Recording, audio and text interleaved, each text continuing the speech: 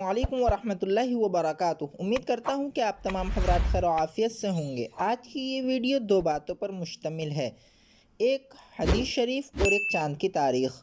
آج کی حدیث شریف یہ ہے کہ اللہ کے نبی صلی اللہ علیہ وسلم نے فرمایا کہ جو شخص اپنے باپ کے ساتھ اس کے انتقال کے بعد حسن سلوک کرنا چاہتا ہو، اس کے ساتھ اچھا برتاؤ رکھنا چاہتا ہو، تو وہ یہ کرے کہ وہ اپنے باپ کے بعد اس کے عزیز دوستوں سے نیک برتاؤ رکھے، یعنی جو باپ کے دوست وغیرہ ہیں ان کے ساتھ اچھا برتاؤ رکھے، تو یہ ایسے ہی ہے جیسا کہ وہ اپنے باپ کے ساتھ حسن سلوک کر رہا ہے۔